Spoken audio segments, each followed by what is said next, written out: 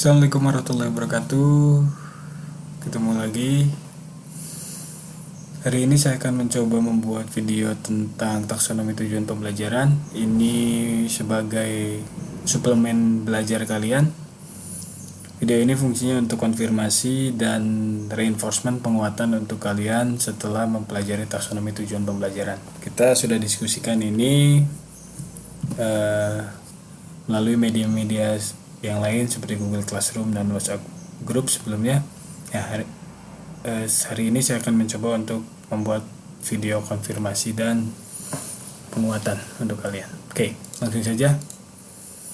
Taksonomi tujuan pembelajaran dibagi menjadi 3 domain. Kita sudah tahu semua, domain kognitif, afektif, dan psikomotor.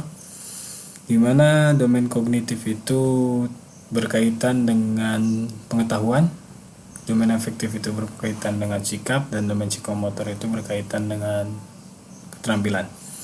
Oke.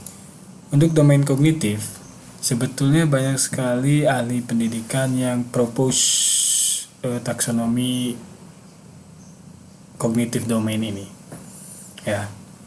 Salah satunya adalah Bloom, kemudian direvisi oleh Anderson, Cradwell, dan kawan-kawan. Kemudian ada juga Marzano, ya, yang menerbitkan Dimension of Learning dan New Taxonomy of Education Goal kalau tidak salah. Oke. Nah, di Indonesia kita sekarang mengadaptasi Bloom taksonomi yang direvisi oleh Anderson dan Cradwell tahun 2001 ini. Oke. Nah, untuk pengenal Bloom taksonomi revisi, saya akan sedikit membahas dulu original Bloom's taksonominya tahun 56 diterbitkan. Oke. Di Bloom taksonomi original, kita sebut saja Bloom's taksonomi Bloom, ada 6 tingkatan kognitif, mulai dari yang rendah sampai ke yang tinggi, mulai dari pengetahuan, pemahaman, penerapan, analisis, sintesis, dan evaluasi. Itu tingkatan kognitif atau kawasan kognitif dari Bloom taksonomi original yang belum direvisi. Oke. Ini tingkatan kemampuan anak kognitif Bloom tadi, yang 6 tadi lebih spesifiknya seperti ini. Jadi setiap tahapan itu adalah gradasi untuk naik ke tahapan selanjutnya, ya, untuk ke tingkat selanjutnya sampai bisa mengevaluasi pada taksonomi Bloom original. Oke. Ini ada juga satu pendapat, the cognitive domain. I believe the latter is more likely as it relates to the difference between creative and critical thinking. Oke.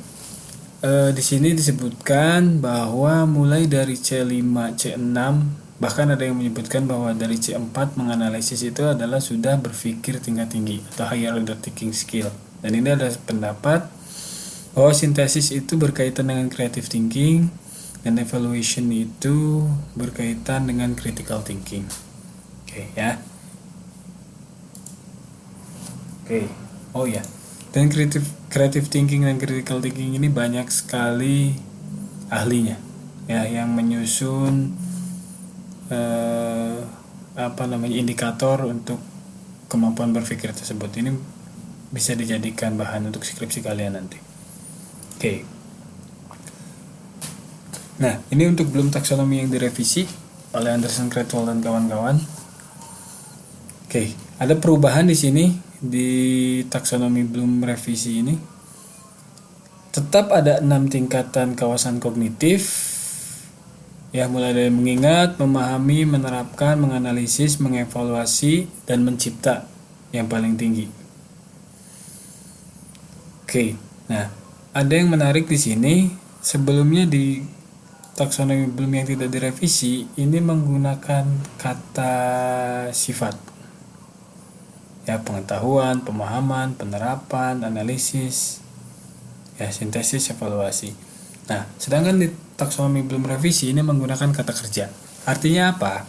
Artinya dalam pembelajaran yang belajar, yang bekerja, ya, yang harus mendapatkan pengalaman belajar itu adalah siswa. Jadi di sini digunakan kata kerja.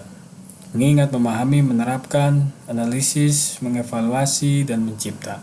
Ya, menganalisis, mengevaluasi, dan mencipta. Oke, itu. Kemudian yang menarik lagi adalah sintesis, ya, atau create ini ya. Sintesis, pembuatan. Ini ada di jenjang 5, C5, dan evaluasi ada di C6. Sedangkan di taksonomi belum revisi itu mengevaluasi itu di C5, dan mencipta, ya, yang koresponden dengan tadi sintesis itu di C6. Oke, C itu adalah representasi dari kognitif domain ya. Jadi mengingat, remember itu adalah C1, maksudnya kognitif 1 dan seterusnya. Oke. Nah, ini ya penjelasan gradingnya seperti ini. Gradasi kemampuan kognitifnya. Nah, ini perbandingan antara taksonomi belum lama dan taksonomi belum yang revisi. Pengetahuan menjadi mengingat, pemahaman menjadi memahami, aplikasi menjadi mengaplikasikan, analisis menjadi menganalisis, sintesis menjadi mengevaluasi, dan evaluasi menjadi mencipta. Oke, ada perubahan di sini. Oke. Nah, selain proses kognitif ini di taksonomi belum revisi sebetulnya ada sesuatu yang baru juga, yang menarik juga, bahwa di belum taksonomi yang revisi itu ada yang disebut dengan dimensi pengetahuan, ya, dimensi pengetahuan, ya, dimensi kognitif ini. Di dalamnya ada 4 dimensi pengetahuan. Yang pertama adalah pengetahuan konseptual, pengetahuan prosedural, dan pengetahuan metakognitif. Oke. Nah, artinya begini, di dalam belum taksonomi revisi itu ada 2 dimensi utama yang perlu diperhatikan, yaitu adalah dimensi proses kognitif dan dimensi pengetahuan atau dimensi kognitif itu sendiri. Oke. Nah, artinya kalian sebagai calon guru harus bisa menempatkan antara dimensi proses kognitif dengan dimensi pengetahuan itu sesuai dengan apa yang diinginkan oleh undang-undang melalui Badan Standar Nasional Pendidikan itu ya, yang kita sudah bahas kemarin. Contohnya, ketika kurikulum menyaratkan atau menginginkan siswa SMA kelas 10 dapat menjelaskan tentang proses fotosintesis, sebagai seorang guru kalian harus sudah otomatis bisa menganalisis bahwa yang diinginkan kurikulum itu seperti apa, kognitif domain ya. Oke.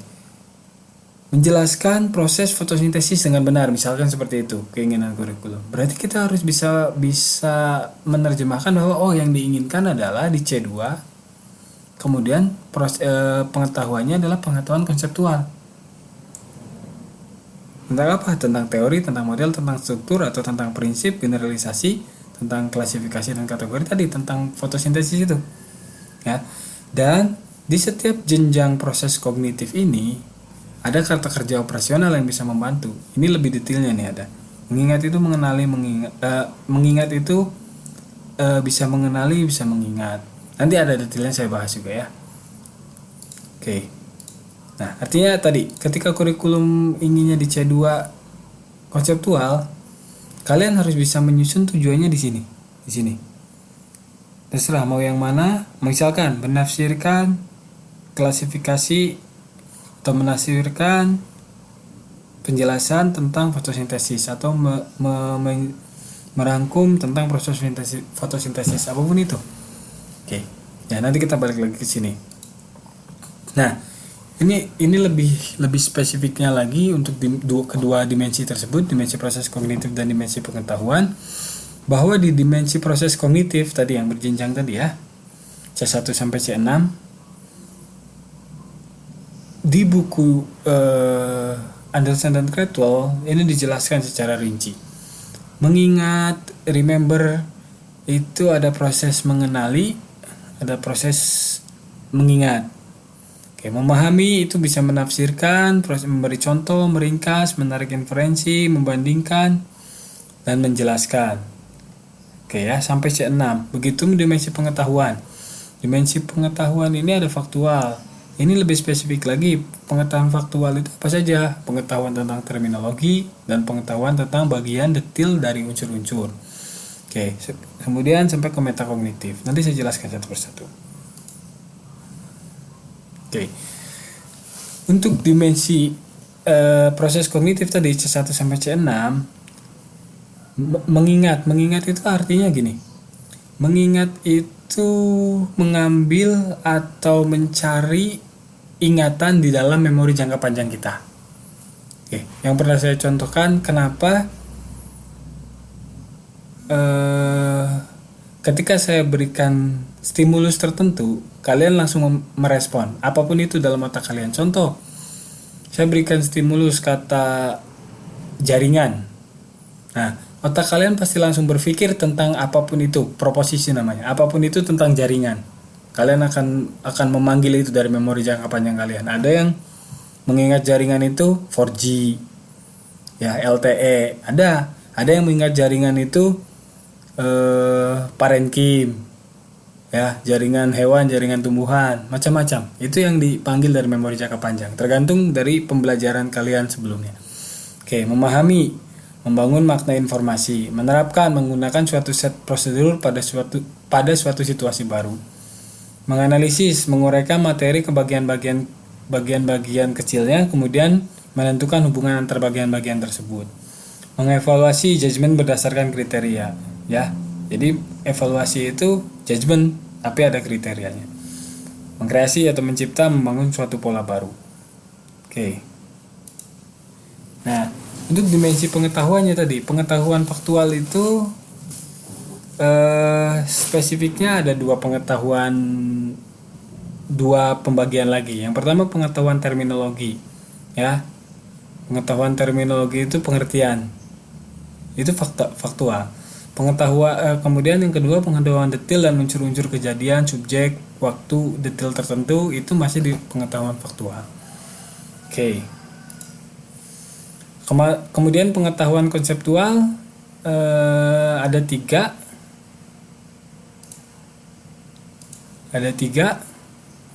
detailnya, spesifiknya. Yang pertama pengetahuan klasifikasi dan kategori, knowledge of classification and categories.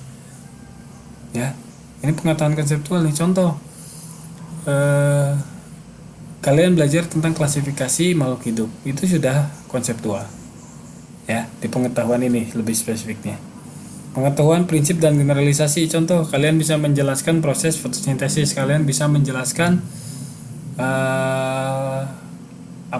model mosaik cairnya membran sel. Ya, itu sudah di sini konseptual. Pengetahuan teori, model, struktur, knowledge, and structure. Ya, contoh, kalian sudah bisa menjelaskan tadi struktur sel, apa saja isinya, itu sudah di konseptual. Ya, di sini. Oke. Dimensi pengetahuan.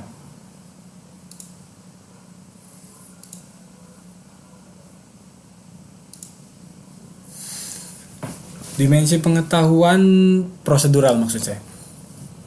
Nah, dimensi prosedural ini berkaitan dengan pengetahuan prosedur. Ya, spesifiknya ada 3 nih.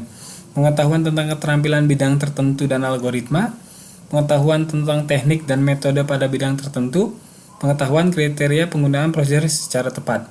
Contoh, kalian menggunakan mikroskop. Kemudian ketika ada permasalahan bahwa objek yang di mikroskop itu tidak jelas, apakah yang akan kalian lakukan? Nah, itu sudah pengetahuan prosedural.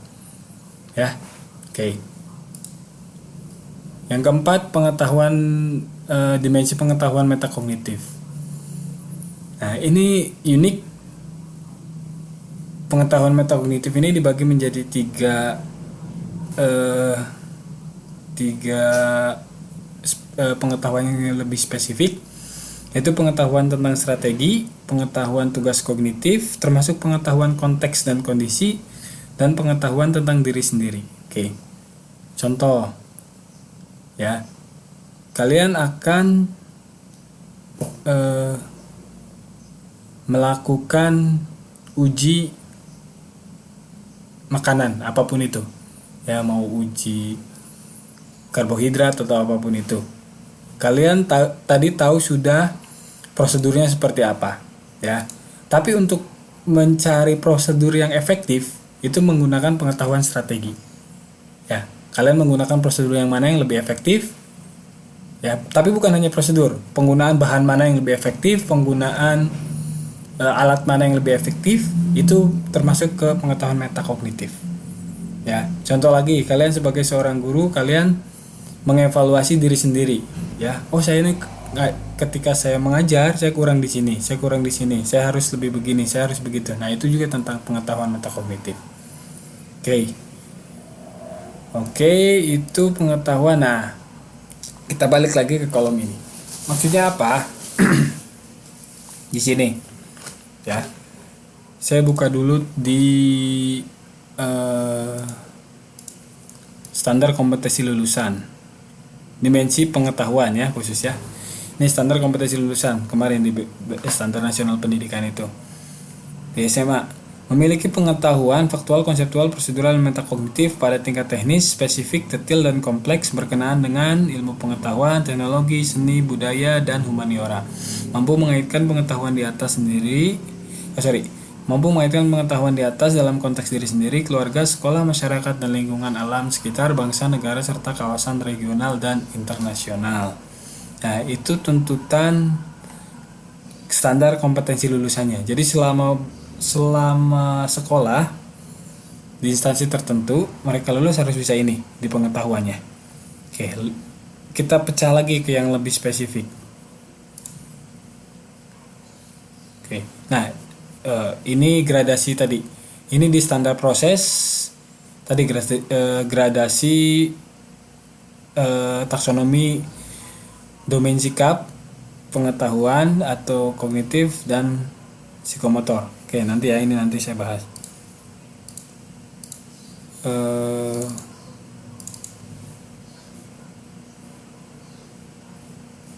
Nah, contohnya ini nih. Dari tuntutan yang ini di SKL, ini diterjemahkan di standar isi menjadi ini. Untuk mata pelajaran khusus biologi. Ya, hanya biologi yang kita bahas. Oke, ini untuk seluruh pelajaran. Setelah lulus mereka harus memiliki ini. Lulusan siswa SMA harus bisa begini. Untuk sikap, pengetahuan, dan keterampilan. Oke. Ini dipecah tadi menjadi KI dan KD. Untuk biologi khusus membahas tentang KI 3 dan KI 4. Pengetahuan dan keterampilan. Sikapnya di mana? Seperti yang kita bahas kemarin. Sikapnya itu indirect teaching. Ya, kompetensi sikap spiritual dan sikap sosial itu indirect teaching. Oke. Oke. Nah, contoh ini kelas berapa ini? Kelas 12. Contoh, di KD 3.1 dan 4.1 kurikulum ininya begini: menjelaskan pengaruh faktor internal dan faktor eksternal terhadap pertumbuhan dan perkembangan makhluk hidup. Menurut kalian, syarat kurikulum ini berada di jenjang dimensi proses kognitif yang mana dan dimensi pengetahuan yang mana? Nah, harus otomatis sebetulnya. Menjelaskan. Oh, berarti kurikulum langsung. Kurikulum ingin untuk KD 3.1 ini, ya, kurikulum menyarankan bahwa siswa setelah belajar ini bisa menjelaskan tentang pengaruh faktor internal dan faktor eksternal terhadap pertumbuhan dan perkembangan makhluk hidup. Ya, berarti kurikulum inginnya di C2. Oke, untuk dimensi proses kognitifnya. Sekarang untuk dimensi pengetahuannya, pengaruh faktor internal dan faktor eksternal. Mana ya? Apakah itu faktual, konseptual, prosedural, atau metakognitif? Ya. Apa? Kira-kira apa? Oke. Pengaruh faktor internal dan faktor eksternal. Tadi, pengetahuan tentang apa ini? Tentang konsep kah? Tentang fakta kah? Tentang prosedur kah? Atau tentang pengetahuan tentang diri sendiri tadi, metakognitif? Oke. C2 faktual. Ya, di sini kita mencari yang diamatkan undang-undang ingin setidaknya minimal paling rendah adalah C2 faktual. Ya, dimensi proses kognitifnya C2 menjelaskan. Oke, saya balik lagi ke sini. C2 kemudian tentang apa tadi? Faktor pengaruh faktor internal dan faktor eksternal. Ya, itu tentang detail. Atau tentang prinsip, bahkan itu konseptual mungkin ya. Bentar. Menjelaskan pengaruh faktor internal dan faktor eksternal terhadap pertumbuhan dan perkembangan makhluk hidup. Ya. C2 pengaruh faktor internal dan faktor eksternal. Ya, berarti faktual betul. Tentang detail ya, tentang detail. Oke, tentang detail. Nah, nanti ketika membahas tentang faktor eksternal dan faktor internalnya, faktor eksternal dan internalnya itu masuk ke konseptual ya. Untuk ini faktual tentang detailnya. Oke, berarti kita setidaknya harus menyusun tujuan pembelajaran yang untuk KD 3.1 itu di C2 faktual. Contoh, apa kalian menggunakan kata kerja operasional apa? Terserah. Oke, ada kata kerja operasional ya. Nah, setiap jenjang itu ada kata kerja operasional. Silakan gunakan yang mana, yang sesuai dengan yang kalian inginkan, yang ingin pengalaman belajar yang kalian ingin berikan kepada siswa kalian. Tapi jangan lupa nanti setelah menggunakan kata kerja operasional ini, saat evaluasi ya harus sejalan dengan ini, dengan tujuan yang kalian buat sekarang. Oke, contoh saja. Menjelaskan tentang pengaruh faktor internal dan faktor eksternal. Oke, misalkan tujuan pembelajarannya kita gunakan ABCD, kaidah ABCD. Setelah melakukan pengamatan, siswa kelas 10 mampu menjelaskan ya pengaruh faktor eksternal pertumbuhan dan perkembangan hewan dengan baik misalkan. Nah, itu tujuannya, contohnya ya. Contoh tujuannya. Nah, ketika evaluasi nanti, ketika proses pembelajaran, tujuan tadi itu diejawantahkan, dimanifestasikan dalam bentuk tadi. Prosesnya apa? Pengamatan. Kalian susun suatu kondisi belajar, suatu suasana pembelajaran melalui pengamatan untuk mencapai tujuan pembelajaran tadi. Setelah melakukan proses pembelajaran, nanti dievaluasi. Evaluasinya jangan kemana-mana. Evaluasinya fokus pada tadi menjelaskan pengaruh faktor eksternal dan internal. Itu evaluasinya. Ya, kalian bisa gunakan pilihan ganda, kalian bisa kan instrumen tes ya, pilihan ganda, esai dan segala macam, atau kalian juga pas pada saat siswa melakukan pengamatan, kalian bisa melakukan lembar checklist, observasi dan macam-macam. Banyak teknisnya. Kalian sudah belajar di mata kuliah evaluasi, asesmen dan evaluasi. Oke, itu ya. Semoga paham. Apa lagi ya? Nah,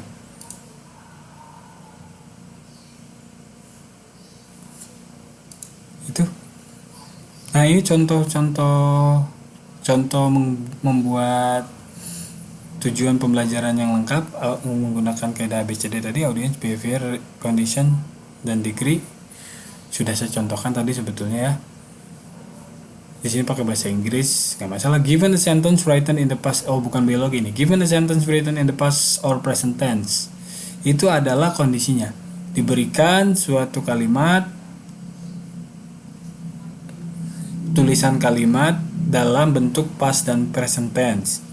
Ya, the student itu adalah audiensnya, will be able to write the sentence in the future tense. Adalah behaviornya, kondisi yang diharapkan setelah belajar itu apa? Ya, dapat menulis kembali sentence itu, kalimat itu dalam bentuk future tense atau tense masa depan, future tense ya. With no error in tense or tense contradiction, tanpa adanya kesalahan dalam tenses atau kontradiksi tenses tersebut. Itu adalah degree-nya ya, kondisi setelah mereka belajar. Setelah mereka diberikan pembelajaran ini, audiens, siswanya mampu begini kondisinya, behaviornya, degree-nya dengan derajatnya seperti ini, tanpa kesalahan pada tensesnya. Contoh yang tadi, setelah melakukan pengamatan, itu adalah kondisinya. Siswa kelas 12 tadi ya. Siswa kelas 12 itu adalah audiensnya, mampu menjelaskan, itu adalah behaviornya ya. Mampu menjelaskan pengaruh eksternal pertumbuhan hewan misalkan dengan baik, itu adalah degree-nya ya. Kalian sudah paham, ini sudah dijelaskan berulang kali oleh saya di tatap muka maupun di media yang lain. Oke, itu untuk domain kognitif ya. Nanti disambung lagi untuk domain afektif dan psikomotor di video selanjutnya karena sudah terlalu panjang. Oke, semoga ada manfaatnya. Kita ketemu lagi di video selanjutnya. Tetap sehat, tetap bahagia. Semoga pandemi ini cepat berakhir ya. Salam untuk orang tua. Sehat-sehat di rumah. Tetap rajin belajar, tetap belajar dari apapun itu. Tetap belajar dari apapun, dari siapapun ya, karena kita adalah insan pembelajar. Terima kasih banyak. Billahi taufiq wal hidayah. Wassalamualaikum warahmatullahi wabarakatuh.